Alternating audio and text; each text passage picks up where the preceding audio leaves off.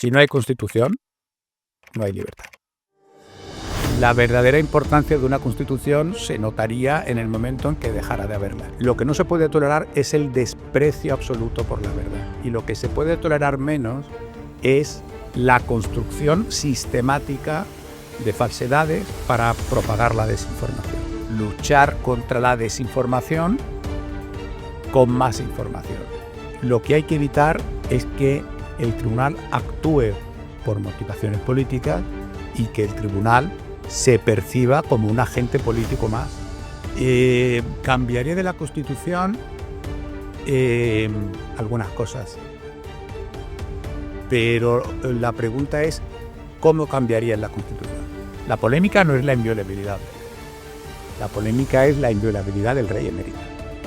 Creo que con el Senado que tenemos en la actualidad es un órgano que nos podríamos ahorrar.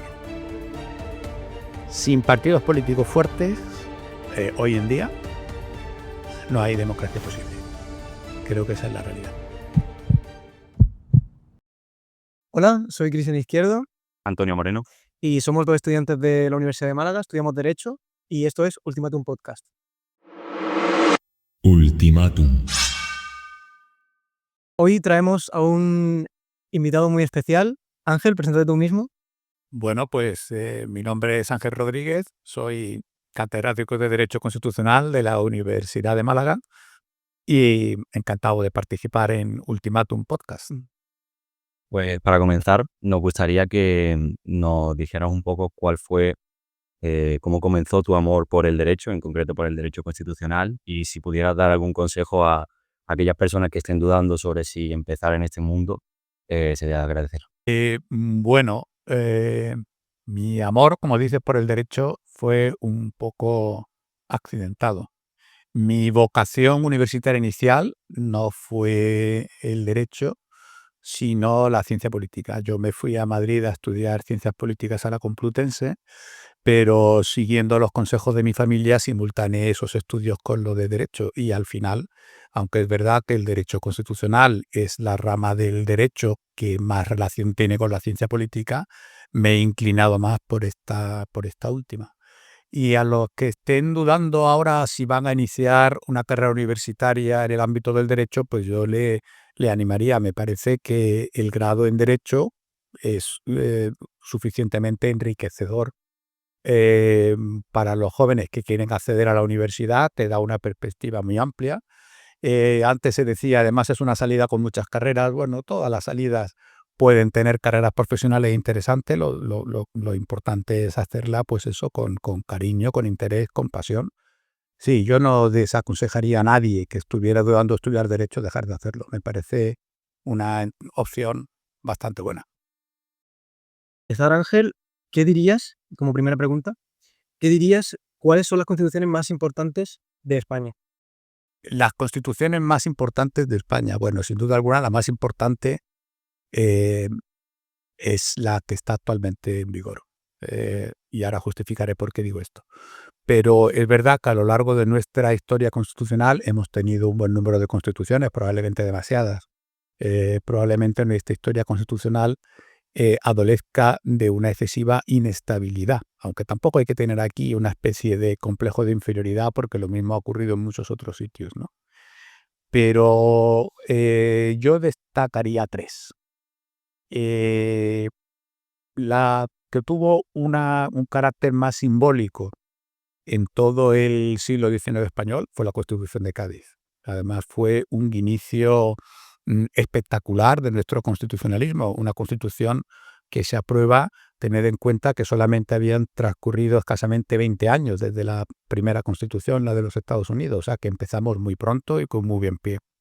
Lo que pasa que se truncó y precisamente porque la Constitución de Cádiz tuvo una vigencia muy corta y muy accidentada, pues enseguida se convirtió en un símbolo. El símbolo de la libertad en la España del siglo XIX fue la Constitución de Cádiz. La segunda Constitución, que también tuvo un destino un poco parecido al de Cádiz, que empezó también de una forma espectacular, que luego fracasó y que por eso se convirtió también en un símbolo que ha perdurado mucho más en el tiempo, fue la Constitución de la Segunda República, la de 1931. Y luego la Constitución que aspira a superar esa continua inestabilidad, ese vaivén, esa alternancia de periodos de constitución y de libertad y periodos de autoritarismo, es la Constitución de 1978.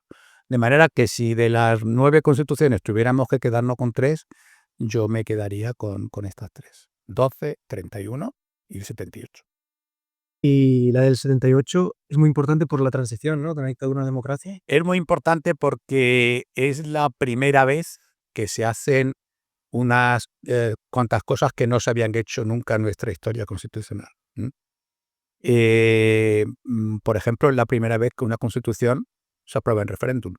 Bueno, esto se puede justificar porque el primer periodo del constitucionalismo no era un constitucionalismo democrático, pero a veces sorprende que constituciones como la que he citado, por ejemplo la de la Segunda República, no fueran aprobadas finalmente en referéndum, sino solamente por las Cortes Constituyentes. De manera que la Constitución del 78, de todas las de nuestra historia constitucional, es la única que ha tenido un apoyo popular directo. Por eso cuando se dice es la Constitución que fue aprobada con mayor apoyo del pueblo, claro, es que fue la única. Pero sobre todo, lo más importante es que es la única Constitución que se aprueba, se redacta, se piensa desde el primer momento, aunque con algunos problemas, como una Constitución de consenso. Constitución de consenso quiere decir que se intenta que sea una Constitución que no necesite ser cambiada cada vez que haya un cambio de mayoría.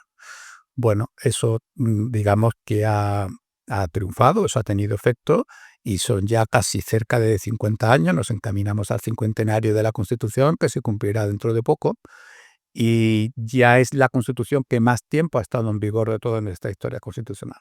La segunda fue la de la Restauración, la Constitución de 1876. Pero ya la Constitución de 1978 le está ganando en tiempo de vigencia a la Constitución canoísta.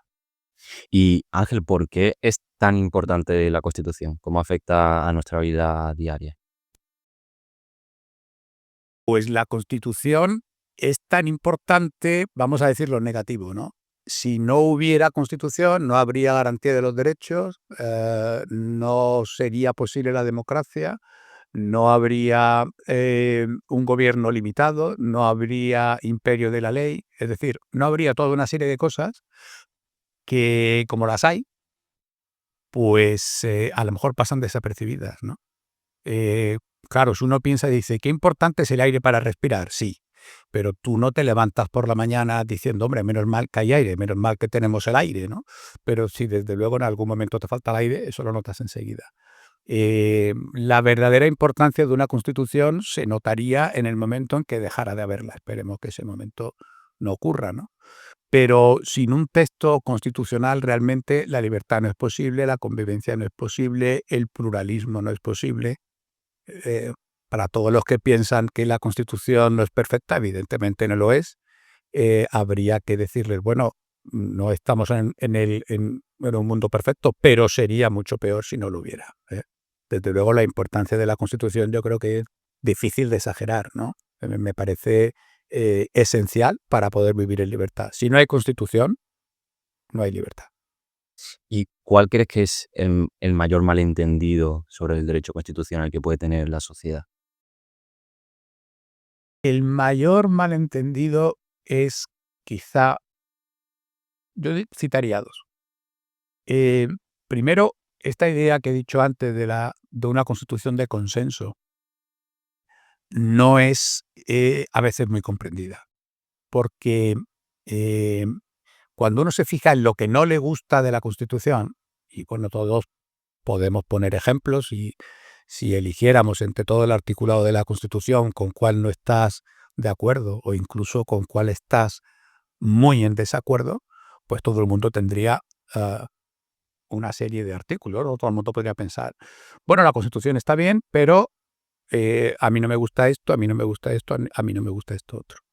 El mayor malentendido es que pocas veces se reflexiona de que lo que menos te gusta a ti es lo que más le gusta a tu vecino.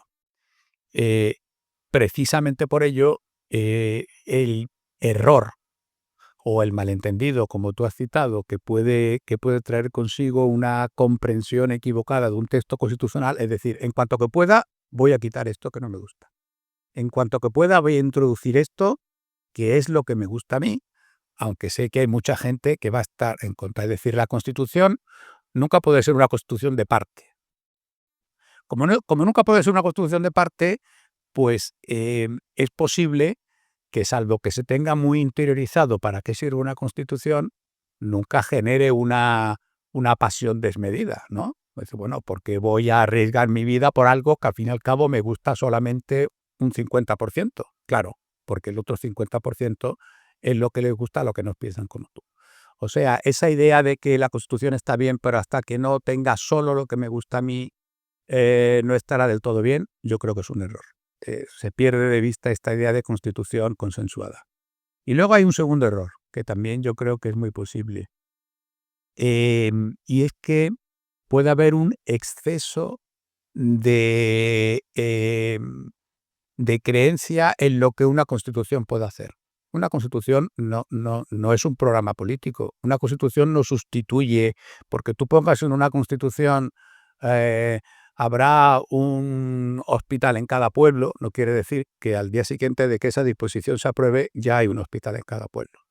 Hemos aprendido que las constituciones hacen algunas cosas bien, sobre todo hacen bien cuando le dicen al poder lo que no puede hacer, hacen algunas otras cosas regular, hacen regular el decirle al poder político lo que tiene que hacer, porque es verdad que hay un incentivo, puede haber un mandato, pero si no hay voluntad política eso es muy difícil de llevar a cabo. Y hay cosas que rematadamente hacen mal, y es decirle a la gente cómo tiene que comportarse, ¿no? El constitucionalismo ya no es tan ingenuo. En la Constitución de Cádiz, la que he citado al principio, una de sus primeras disposiciones decía que los españoles serán justos y benéficos. Bueno, se aprobó la Constitución y los españoles siguieron siendo igual de justos y de benéficos que cuando la Constitución no se había aprobado. O sea, yo creo que creer que la Constitución tiene que reflejar lo que piensa la mayoría y no esa idea de que tiene que reflejar lo que piensa la mayoría, pero también la minoría, y creer que una Constitución sirve para un montón de cosas para las que en realidad no sirve, son dos errores comunes sobre la Constitución. Y Ángel, hablabas de, bueno, de la libertad que una constitución puede dar a una sociedad, en concreto nuestra constitución actual. Y el otro día, preparando la entrevista, leíamos que escribías sobre los bulos en el debate político y nos preguntábamos, pues, cómo puede afectar eso al buen desarrollo de una democracia. Hombre, puede afectar muchísimo, porque ahí tenemos, vamos a ver, un problema que siempre ha existido, pero que ahora es un problema que se agudiza mucho más. Siempre ha existido una tensión entre una democracia que, por definición, supone que hay pluralismo, que hay libertad de opinión, que hay diversidad de opiniones, y por lo tanto no hay una verdad oficial sobre lo que ocurre. Una democracia no puede subsistir si no hay distintas opiniones, incluso sobre hechos que a algunos le pueden parecer evidentes, ¿no? Pero que otros piensan que no son tan evidentes. Y una democracia tiene que tolerar, pues, que haya gente, pues qué sé yo, que niegue el cambio climático o que niegue el holocausto nazi, aunque tú le pongas las evidencias delante, ¿no? Dijeron, no, yo creo que esto no existió. Eso debe de tolerarse porque si no, no hay pluralismo. Lo que ocurre que lo que no se puede tolerar es el desprecio absoluto por la verdad. Y lo que se puede tolerar menos es, que es lo que ocurre con las nuevas tecnologías, la construcción sistemática de falsedades para propagar la desinformación. Y eso nos plantea, en el constitucionalismo actual, nos plantea un problema muy, muy complicado de resolver. ¿Cómo hacemos que prevalezca la verdad sin ahogar la discrepancia, el disenso, la disparidad de opiniones? Bueno, en esa estamos, ¿no? La receta que se está ensayando en todo el mundo, particularmente en Europa, es intentar luchar contra la desinformación con más información. Pero tú Tú no puedes tampoco instaurar la censura, prohibir cosas porque a ti te parezcan falsas, etcétera, etcétera. Es decir, en una democracia, pues seguirá habiendo terraplanistas, ¿no? Y seguirán pudiendo decir que la Tierra es plana. No podemos prohibir eso. Lo que sí hay es que contrarrestar eso con las evidencias que te demuestran que la Tierra no es plana. Entonces, justo, hilando, ¿cómo crees que las constituciones deben adaptarse a los nuevos tiempos? Con los cambios sociales, los cambios tecnológicos. ¿Cómo crees que una constitución debe adaptarse a eso? La Constitución debe adaptarse, pero debe de mantener también, vamos a decir, los viejos principios, las viejas esencias, que no digo yo que no tengan que evolucionar, pero que siguen siendo un poco las mismas. Y sobre todo tenemos que distinguir muy bien entre necesidades de adaptación de un texto constitucional y necesidades de adaptación de la actividad política que está cobijada por la Constitución. Es decir, no caigamos en el error de que la Constitución debe de regular todo, debe de contener todo, ¿no? Entre otras cosas, porque la misión de adaptarse a la realidad, que es una realidad cada vez más cambiante, es una misión de quien en cada momento está en el gobierno y de la mayoría que en cada momento le respalde. No podemos constitucionalizar una serie de decisiones que luego con el tiempo puede venir una mayoría que quiera cambiar, ¿no? Y todo esto creo yo que nos incita a ver con cierta prudencia la adaptación de la Constitución. Pero, hombre, algunas cosas sí son evidentes. Este fenómeno de la desinformación, la irrupción de la inteligencia artificial, la necesidad de incorporar nuevas realidades sociales como derechos que hace unas décadas no se contemplaban. Bueno, yo creo que sí, que hay necesidades de adaptación a la Constitución, pero todo esto se debe de hacer con la necesaria prudencia como para que la adaptación no signifique estar mudando el marco constitucional al albur de una necesidad política que a lo mejor ahí nos parece muy importante, pero que a lo mejor es coyuntural y dentro de unos meses deja de ser. Entonces, la Constitución española, ¿qué tan complicada es de reformarla? ¿Es flexible, rígida? Es rígida.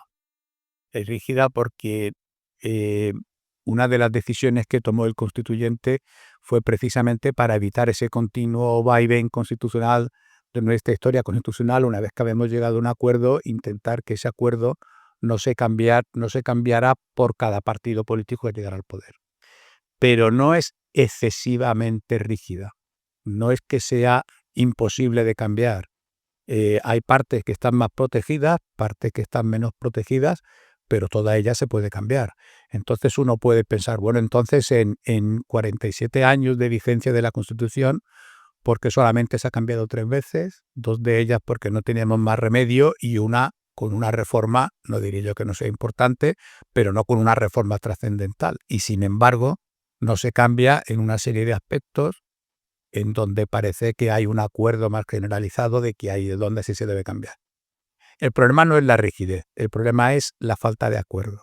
Y la falta de acuerdo es un problema político contra el que la Constitución puede hacer poco. Podemos incorporar un artículo en la Constitución, lo mismo que la de Cádiz decía que los españoles eran justos y benéficos, que digan los políticos se pondrán de acuerdo, pero al día siguiente se pondrán o no se pondrán de acuerdo exactamente igual que si no lo hubiéramos aprobado.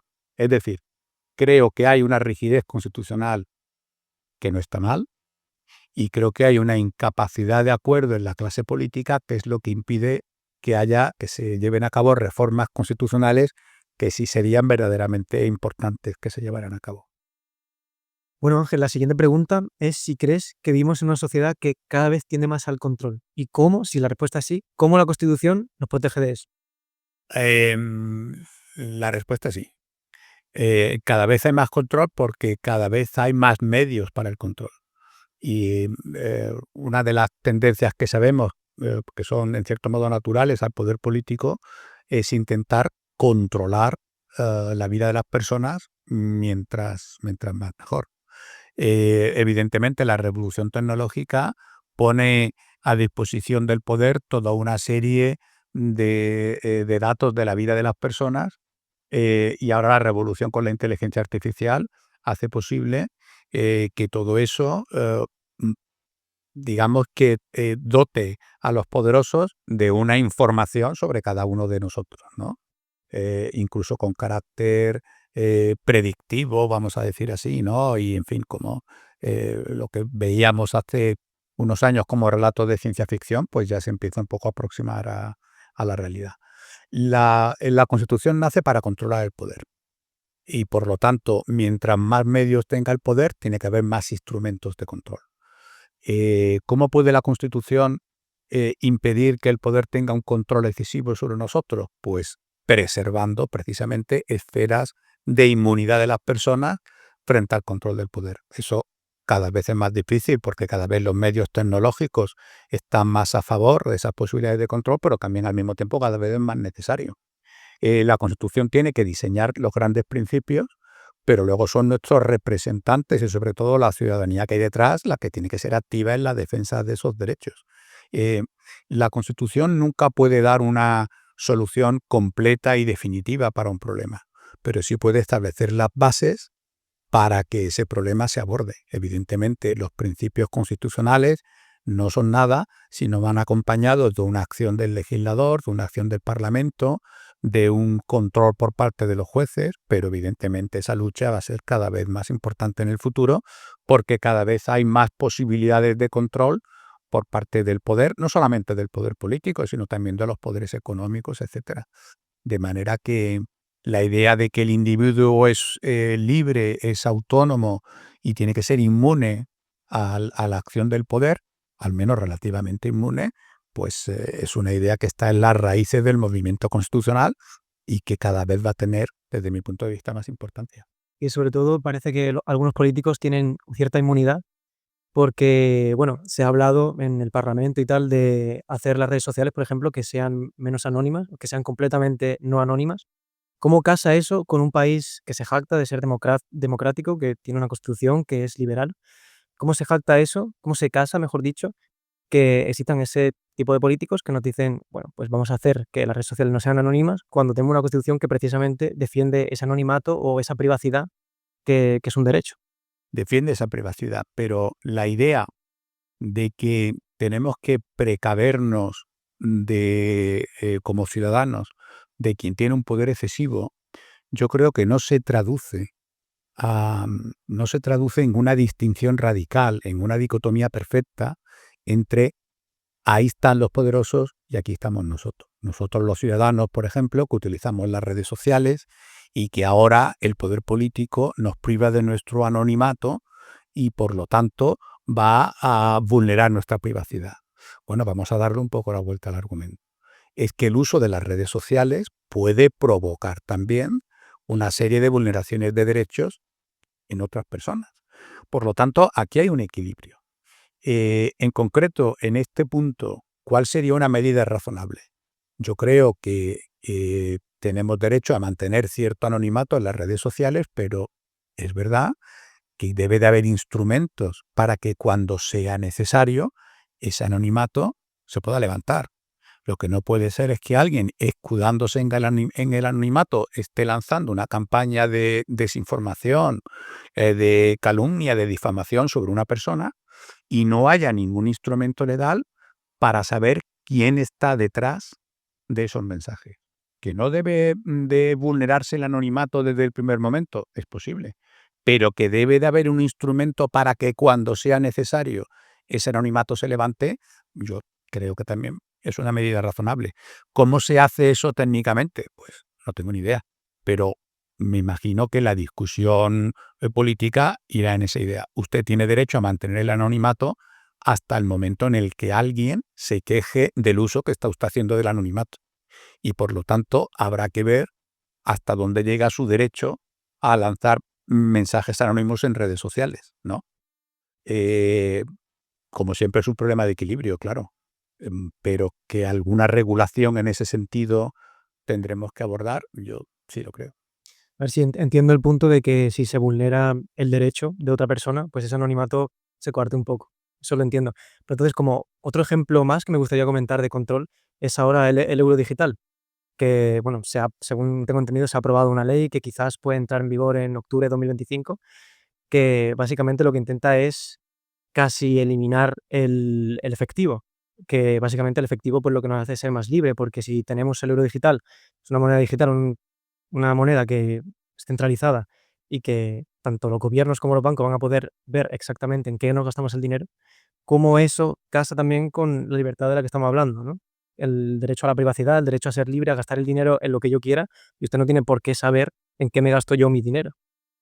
De nuevo, yo creo, Cristian, que es una cuestión de equilibrio, porque em, actividades delictivas y actividades delictivas muy importantes se nutren de un dinero que no aflora a la superficie.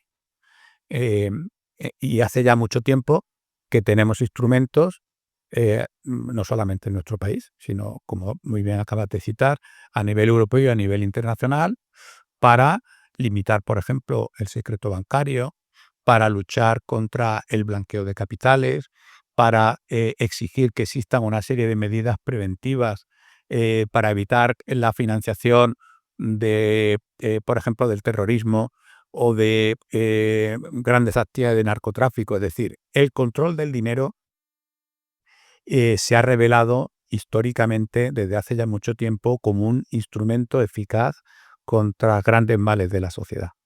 Dicho eso, tenemos que tener también presente que dentro de la privacidad de cada cual está el gastar su dinero en lo que le apetezca, siempre que no sea una actividad delictiva, sin que el Estado se inmiscuya, ¿no? Por lo tanto, ahí habrá que estar también a, digamos, a esta cuestión de equilibrio. Yo creo que el dinero físico es un hecho que está cada vez más en desuso. Yo creo que desaparecerá, pues quizá en 10, 20, 30 años. Por supuesto, la reacción económica probable será que eh, se vaya a otro tipo de valores de carácter refugio, ¿no? Para poder mantener una disponibilidad económica al margen del control, pues qué sé yo, me imagino que si el dinero físico desaparece, pues lo que hará la gente es tener lingotes de oro o algo así, ¿no? Em, pero hace ya mucho tiempo que sabemos que no existe la intimidad bancaria, por ejemplo. Es decir, tu cuenta corriente es una cosa tuya. El banco está obligado a guardar secreto y discreción sobre lo que tú haces con tu dinero, dónde lo tienes sin que lo empleas, hasta que hay una autoridad judicial que con los controles correspondientes te obliga a que ese secreto bancario se levante. Y esto es así incluso en los paraísos fiscales que más se han resistido a, a la transparencia también en materia económica.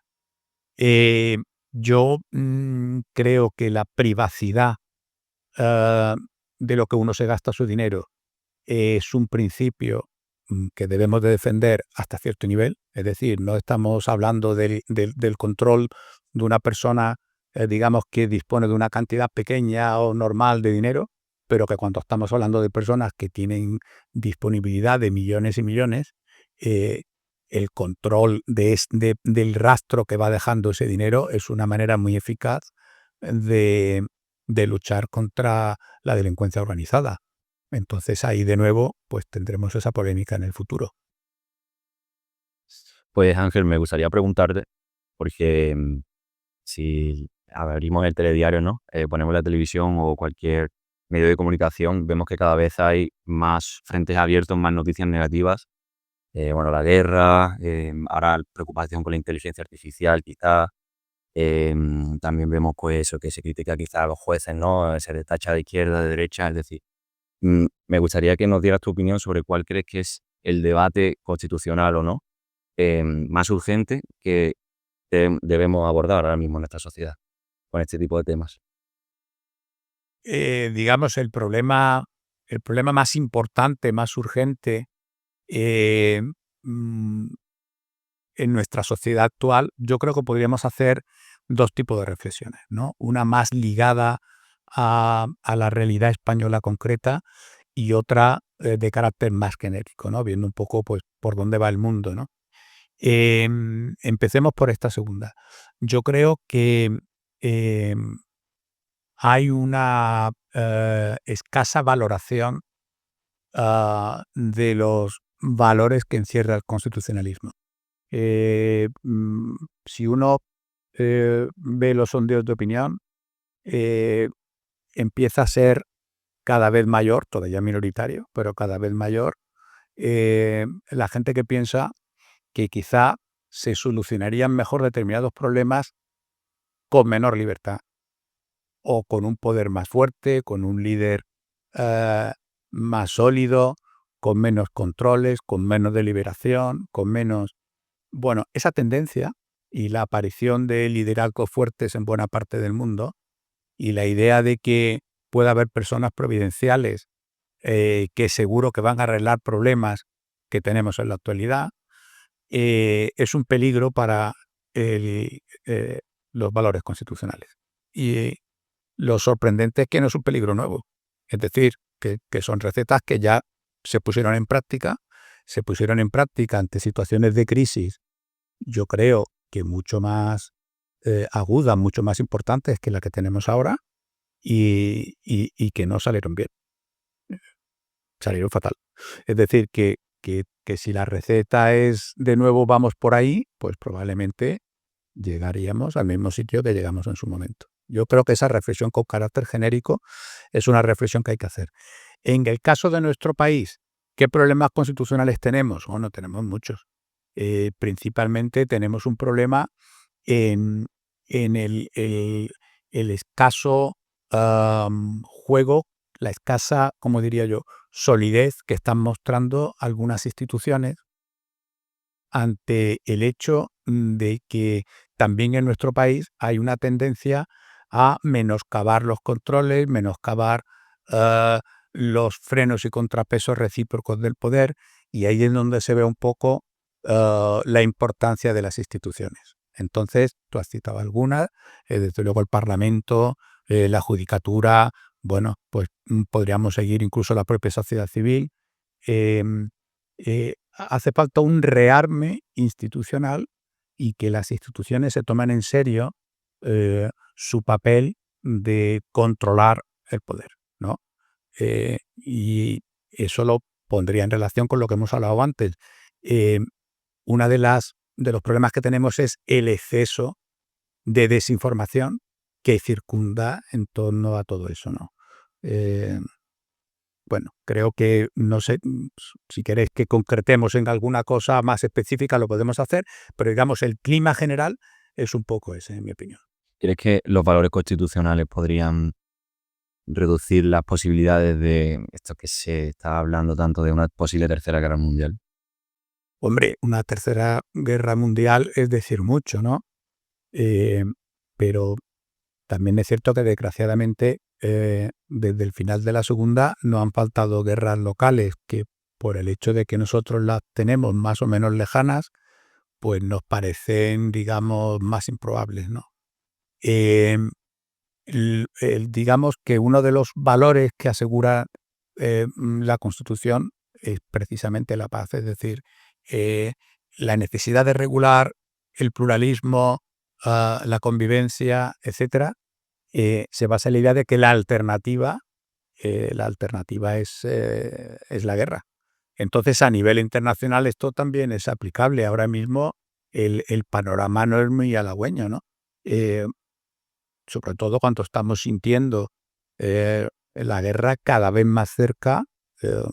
más cerca de lo que es nuestro entorno político más inmediato, ¿no?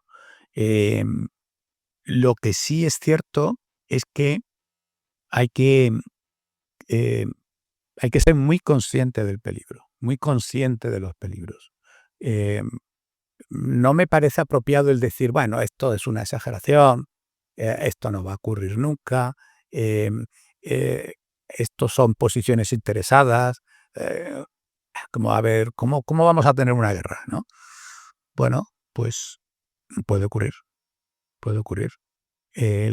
Uno de los mejores historiadores de la Primera Guerra Mundial, en un magnífico libro sobre cómo la sociedad europea de la época mm, terminó en un conflicto bélico, tituló el libro como Sonámbulos.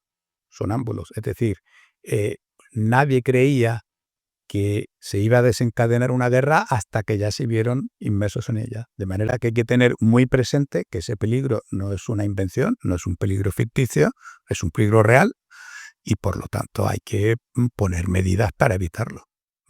Bueno, sí, también preguntar si el Tribunal Constitucional es un elemento más político que constitucional.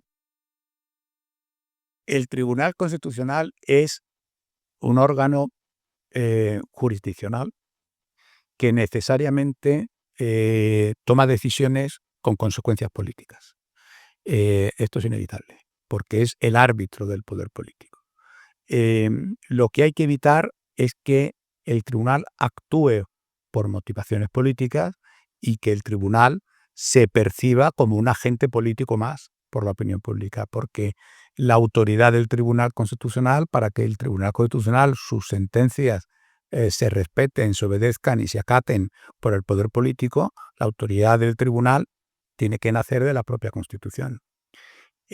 Nuestro Tribunal Constitucional ha dado muestras de ejercer estas funciones de una manera razonablemente satisfactoria, ha tenido importantes hitos en su historia de control del poder, pero es cierto que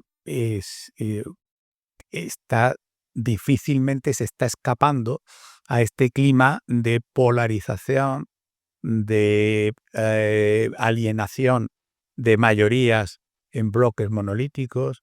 Esta tendencia es una tendencia que no se había dado antes en el Tribunal Constitucional y que se está acentuando ahora, ¿no? De manera que si nos referimos al Tribunal Constitucional actual, yo creo que harían bien sus integrantes en ser conscientes de este problema e intentar poner los medios para resolverlo, porque no siempre ha sido así. Hubo una época, digamos, dorada del Tribunal Constitucional en donde sus integrantes eran personas de gran prestigio, muy conscientes del tipo de actuación que tenían que tener y en donde las decisiones del tribunal estaban rodeadas de, por supuesto, susceptibles de crítica, claro que sí, pero estaban rodeadas de una aureola de respetabilidad que desgraciadamente no la tenemos en la actualidad. Por lo tanto, creo que el propio tribunal debe de ser consciente de esto, seguramente lo será, y debe de intentar poner en marcha medidas para contrarrestar esta tendencia, porque una cosa está clara, si nos quedamos sin el árbitro, difícilmente podemos seguir jugando el partido. Por lo tanto, lo que he dicho antes, cuidemos las instituciones, lo repito ahora en el caso del Tribunal Constitucional, cuidemos el Tribunal Constitucional. Sus propios integrantes son los primeros que se tienen que aplicar esta receta, porque sin una institución de la importancia, sin un órgano de la trascendencia del Tribunal Constitucional, la democracia no puede funcionar. Por poner un ejemplo que nos alejaría un poco del foco de la España actual, ayer o antes de ayer, el presidente del Tribunal Supremo de los Estados Unidos, un magistrado conservador, John Roberts, además dominado por el presidente Trump durante su primer mandato, emitió un duro comunicado inédito en la historia del Tribunal Supremo, recordando a la presidencia la obligación de respetar las decisiones judiciales ante un par de episodios que ha habido de decisiones recientes del Poder Ejecutivo en donde se han puesto en cuestión decisiones de los tribunales federales. El respeto a las decisiones de los órganos jurisdiccionales y el respeto a las decisiones del Tribunal Constitucional, que en determinadas materias actúa en la práctica como Tribunal Supremo, es indispensable para que la democracia funcione.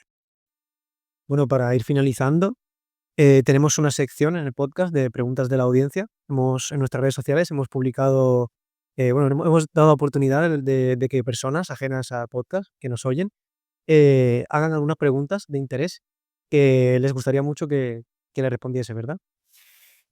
La primera es si realmente existe una separación de poderes en España, si realmente existe una democracia, tal y como se define, o si más bien es una partitocracia. España es una democracia. no solamente es una democracia, sino que es una de las mejores democracias del mundo. Según los rankings, pues estamos entre la 10 y la 15, ¿no? Em, lo cual no quiere decir que sea perfecta, claro. Eh, Tenemos los problemas que están teniendo todas las democracias contemporáneas, y es verdad que nuestra evolución, como en el resto de las democracias contemporáneas, empieza a ser un poco regresiva. Hay determinados índices, siempre se cita el de la unidad de inteligencia de The Economist, pero también hay eh, otros muchos, como los de Freedom House o el propio informe sobre el Estado de Derecho de la Unión Europea, en donde empezamos a tener también aquí problemas que, como digo, se generalizan en otros sitios, ¿no? Relacionados con la transparencia, relacionados con la quiebra del Estado de Derecho, em, los problemas de control, de separación de poderes, control recíproco del poder, em, bueno, los ataques populistas al poder judicial. Esto lo estamos viendo, pero seguimos siendo una democracia, claro que sí, a mí no me cabe duda. En cuanto a lo de partitocracia, es verdad que los partidos tienen un poder excesivo en nuestro sistema político, ¿no? Lo que ocurre que también los partidos políticos le ocurre como al resto de las manifestaciones del poder. Tienden a ocupar todo el poder que pueden, o vamos a decirlo de otro modo, todo el poder que le dejan. Es decir, si hay una sociedad civil robusta, una sociedad civil fuerte, entonces habrá también algún tipo de contrapoder con respecto a los partidos, ¿no? ¿La tenemos? Hombre, en algunos aspectos sí. Hay organizaciones no gubernamentales, hay asociaciones, desde asociaciones de vecinos hasta asociaciones de carácter más global, que no están colonizadas por los partidos, pero los partidos lo van a intentar, claro que sí, ¿eh? Entonces, yo creo que mm, es importante que los partidos políticos tengan la función que la Constitución les atribuye, es decir, una democracia sin partidos no sería factible, pero habría que intentar dos cosas. Primero, que los partidos estuvieran donde tienen que estar, pero no estuvieran donde no tienen que estar. Y en segundo lugar, que los partidos realmente respetaran el pluralismo interno y la propia democracia interna, ¿eh? Lo mejor que se puede hacer para hacer que nuestra democracia sea cada vez menos una partitocracia es eh, tocar en la puerta del partido político que más te guste o que menos te disguste y decir buenos días, vengo a afiliarme a este partido. Mientras más porosidad haya entre la sociedad civil y los partidos políticos, menos partitocracia habrá y habrá una relación más fluida entre la sociedad y los partidos. Si me permites, antes de hacer otra pregunta, que me ha surgido así con lo que hemos hablado de los partidos y tal, ¿no crees también que España ha podido caer en un tipo de bipartidismo? Porque hay mucha gente también que afirma que España se ha convertido en un nuevo régimen canovista, de que hay mucho bipartidismo y que bueno, que sí, que ahora han surgido otros grupos que si bien demuestran pluralismo, al fin y al cabo no dejan de ser una muleta de los partidos grandes. En España hemos tenido bipartidismo durante mucho tiempo y nos ha ido bien. Y cuando dejó de haber bipartidismo, al principio creció la semilla de la esperanza, diciendo, no, este era el problema del bipartidismo, pero ahora con la nueva política, con los nuevos partidos, nos va a ir mucho mejor. Y los resultados han sido de todo menos espectaculares. Em, en una democracia hay que saber conjugar dos principios que son los dos esenciales, pero lamentablemente mientras más hay del uno, menos hay del otro, que es la representatividad y la gobernabilidad. Está muy bien que haya multitud de partidos en el Parlamento, que el Parlamento sea prácticamente un arco iris de opciones, que nadie deje de sentirse representado, que hasta el que tenga la sensibilidad más peculiar pueda encontrar que tiene una representación en el Parlamento, pero al mismo tiempo esas necesidades hay que articularlas, hay que tomar decisiones, hay que gobernar. Y para gobernar el exceso de representatividad puede ser un problema. No puede haber gobernabilidad o gobernanza, como ahora se dice, sin representación, pero tampoco podemos tener un exceso de representación. Durante la época del bipartidismo, cuando todos los males se le achacaban al bipartidismo, se decía hay sensibilidades que no están en el Parlamento. Incluso se hizo muy popular la expresión de no nos representan. Ahora sí tenemos un Parlamento mucho más representativo, pero también mucho más fragmentado. Y desgraciadamente, con un Parlamento fragmentado y con la incapacidad crónica que tienen nuestros representantes, tanto de los partidos grandes como de los pequeños, a no llegar a acuerdos, pues la gobernabilidad es muy difícil. La tendencia ahora es, digamos, volver a resucitar un poco el bipartidismo de antaño. Yo creo que un sistema de bipartidista o bipartidista imperfecto como teníamos no es malo, pero también creo que, vuelvo a mi respuesta anterior, que lo importante sería que dentro de los grandes partidos, porque tiene que haber un partido con un aparato, con una dirigencia, con un saber hacer las cosas como para gobernar un país, que no es gobernar una comunidad de propietarios. Pero esos partidos tienen que tener también saber recibir las diferentes sensibilidades, tener esa porosidad con la sociedad civil como para que no se le vea como gente prácticamente extraterrestre, ¿no? Entonces, ahí estamos. Yo no soy un crítico feroz del bipartidismo, no lo soy. Aunque entiendo que estos años que hemos tenido, pues prácticamente los últimos 10 años, de crisis del bipartidismo, ojalá sirvan, esperemos, para que los grandes partidos sepan recuperar el protagonismo que tenían antaño.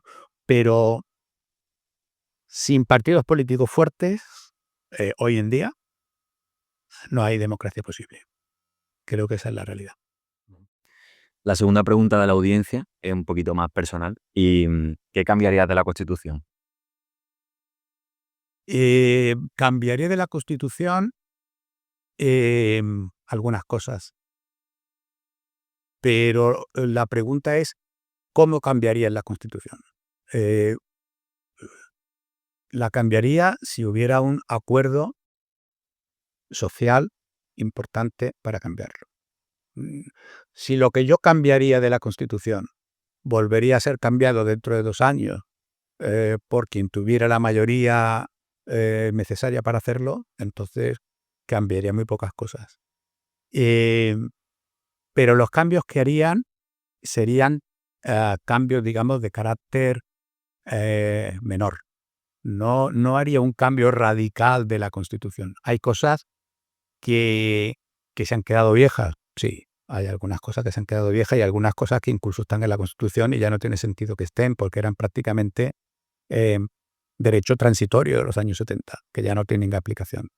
Hay cosas que se deben aclarar y hay cosas que se deben mantener. Desde luego, lo relacionado con la organización territorial del Estado es mejorable. Lo relacionado con el sistema de relación entre los poderes también es mejorable. Lo relacionado con nuestra relación con la Unión Europea es mejorable, pero ojo, todo eso también es empeorable.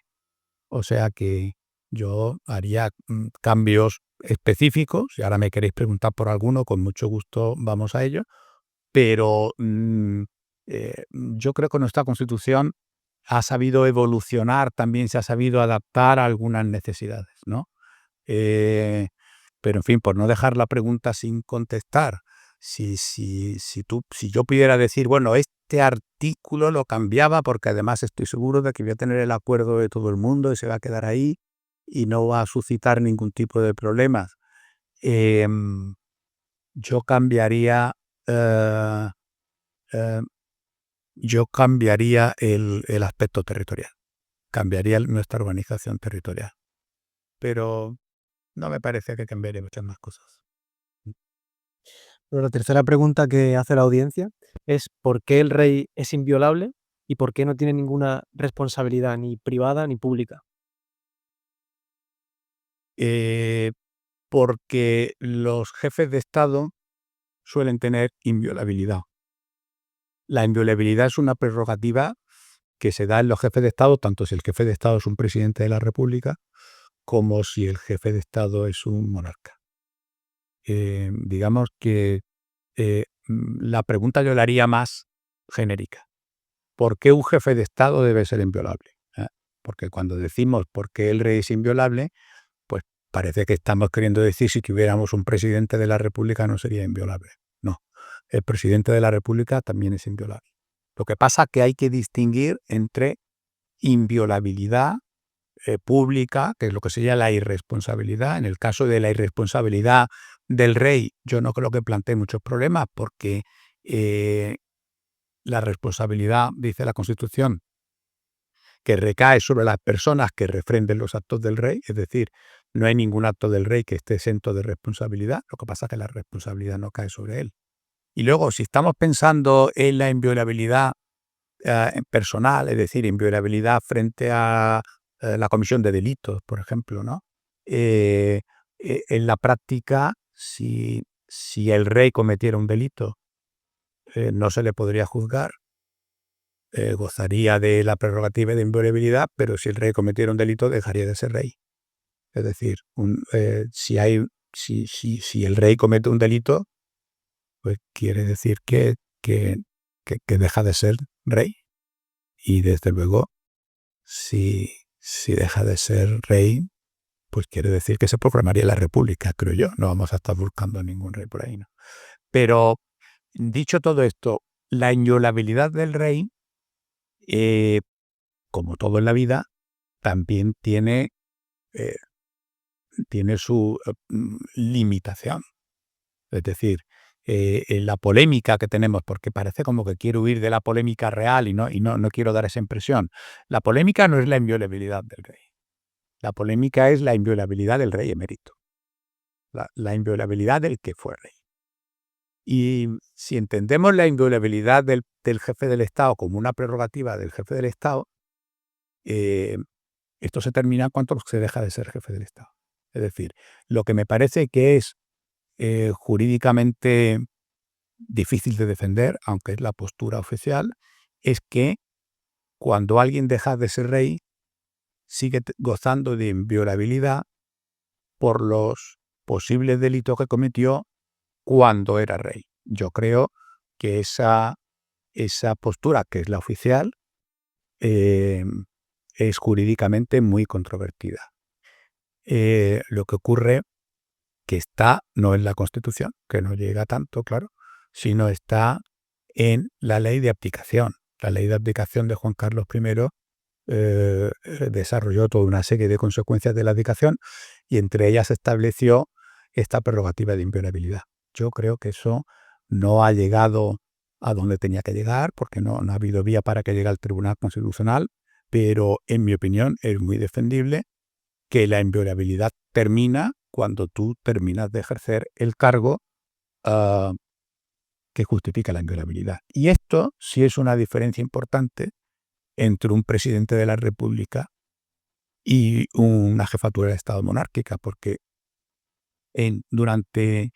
cuando el presidente de la República es inviolable durante su mandato, estamos hablando de un periodo muy corto. Es decir, dentro de 4 o de 8 años este señor deja de ser presidente de la República y entonces se le puede juzgar y se le puede condenar. Es lo que ha ocurrido, por ejemplo, con algún expresidente de la República Francesa, como en el caso de Nicolas Sarkozy hace poco, ¿no?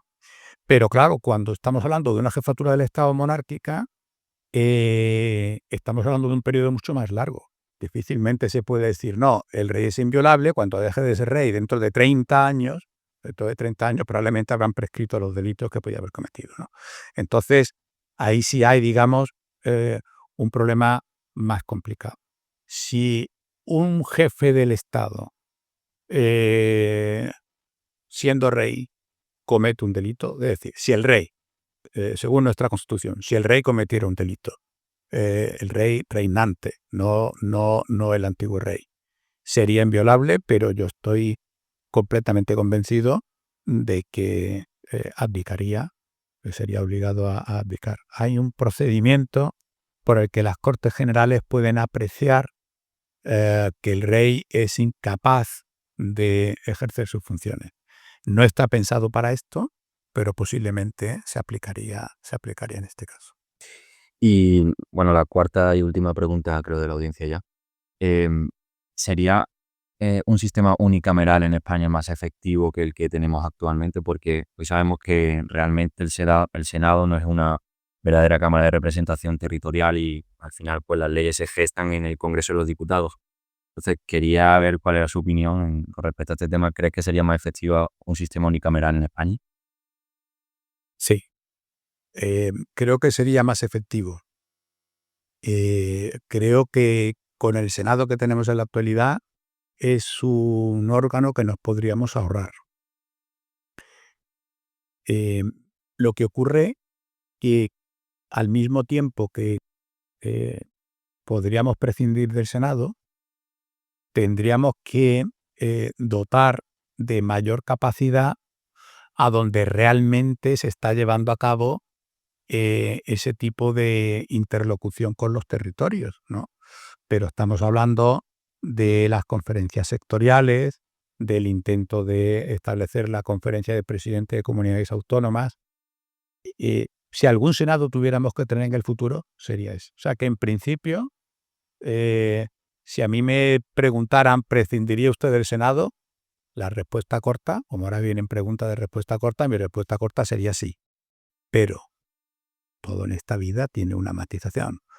Durante 40 y tantos años de democracia hemos visto como el Senado era una pieza prácticamente inservible en nuestro sistema político, pero ahora por primera vez tenemos mayorías políticas distintas en el Congreso y en el Senado, y tenemos un Senado que, de manera más o menos acertada, está ejerciendo de control del gobierno, porque el gobierno no tiene la mayoría del Senado, pero sí tiene la mayoría del Congreso.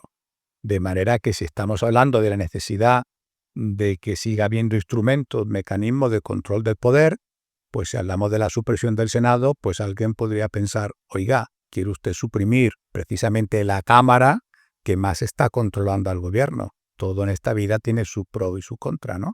Pero desde luego, si en una situación de normalidad, donde el Senado tiene la misma mayoría que en el Congreso, el Senado sí sería prescindible, creo yo. Tengo buenos amigos senadores que opinarán seguramente lo contrario. Pues como has dicho, ahora vamos a hacer una serie de 10-15 preguntas, más o menos, en las que tendrás que responder con un sí, con un no o con una respuesta corta, pero preferiblemente sí o no, ¿vale? Entonces, ¿necesita la Constitución actual una reforma? Sí, ¿Hay demasiadas leyes en España? sí. ¿Es el Tribunal Constitucional más político que jurídico? No, pero debería de intentar parar la tendencia a que finalmente acabe siendo así. ¿El Estado de Derecho está en crisis en nuestro país? Está en crisis en todo el mundo. ¿Debería ser obligatorio el voto en las elecciones? No. ¿Cree necesario reducir el número de parlamentarios? No. ¿Es el sistema de justicia constitucional demasiado lento para resolver conflictos importantes? Sí. ¿Presentan las redes sociales un peligro para la democracia? Sí. ¿Está quedando el concepto de soberanía nacional obsoleto en un mundo globalizado? Totalmente. ¿Las constituciones, y en especial la española, debería regular la inteligencia artificial? Sí. ¿Es un referéndum siempre una buena forma de decidir sobre cambios constitucionales? Casi nunca. Casi nunca es una buena forma, sobre todo si el referéndum viene antes de que se haya acordado una decisión. Si hay un acuerdo sobre una decisión y finalmente se somete a referéndum, sí. Si lo que hay es un acuerdo que divide la sociedad por mitades, el referéndum no es una buena técnica. ¿Es demasiado rígida la Constitución como para adaptarse a los cambios sociales actuales?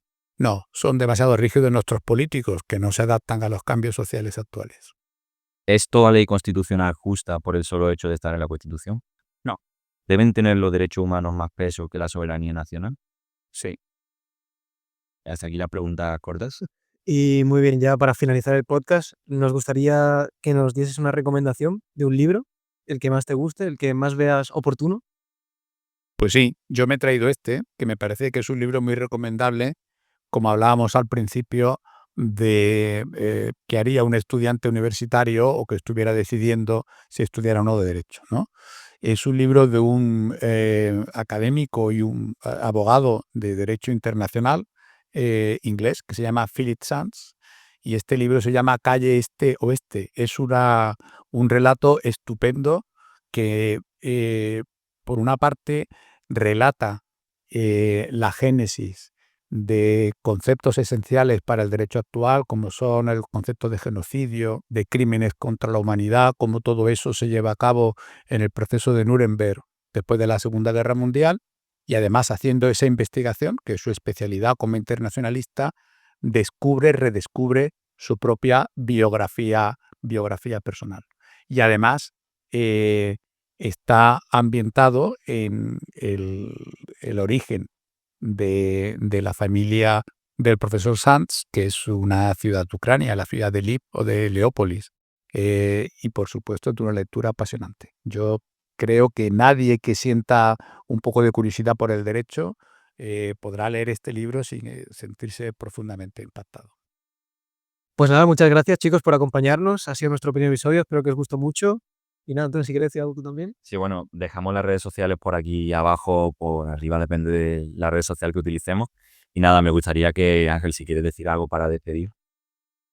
Pues sí, solo decir que ha sido un placer colaborar con vosotros. Espero que la iniciativa de Ultimatum Podcast tenga recorrido. Estoy seguro de que va a ser así. Y espero que quien haya escuchado este podcast pues haya comprendido un poco mejor cómo funciona nuestra Constitución. La red podcast UMA Divulga es una iniciativa coordinada por el Servicio de Publicaciones y Divulgación Científica del Vicerrectorado de Investigación y Divulgación Científica de la Universidad de Málaga, con la colaboración de la Fundación Española de Ciencia y Tecnología y el patrocinio de Fundación Unicaja.